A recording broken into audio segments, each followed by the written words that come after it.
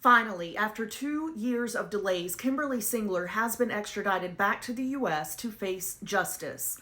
Back on December 19th, 2023, Kimberly called 911 about an ongoing burglary at her Colorado Springs home. When deputies arrived, they found two children no longer alive, and Kimberly and her 11-year-old daughter were injured. But as investigators started looking into this case, they realized this was not a burglary at all.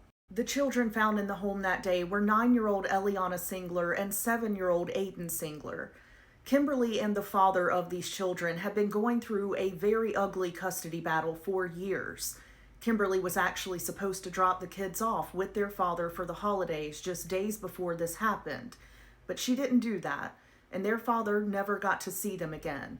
And to make matters worse, Kimberly tried to blame the father at the beginning of this case. She said that he had tried to take all of their lives, but he had a confirmed alibi.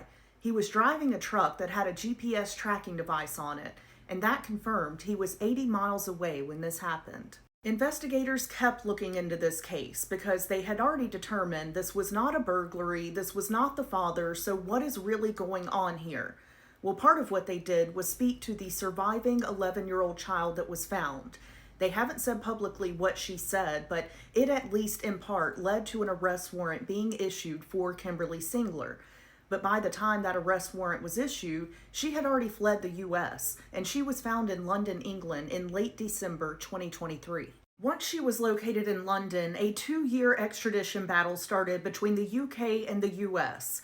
Kimberly's argument was that the punishment or the sentencing for the crime she is charged with in Colorado would be so severe that it would violate the European human rights standards. Finally, again, after 2 years, the British court denied that argument from Kimberly, and she was extradited back to the U.S. on December 23, 2025. She had a short court hearing where she was advised she will be held without bond.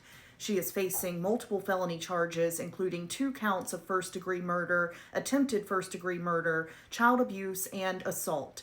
Her next court hearing will be on January 7th, 2026. I cannot imagine how devastating and exhausting the last 2 years have been for everyone who loved Elianna and Aden Singler. I am glad that the hands of justice can now start moving here in the U.S. Let me know your thoughts about this case and how long extradition took.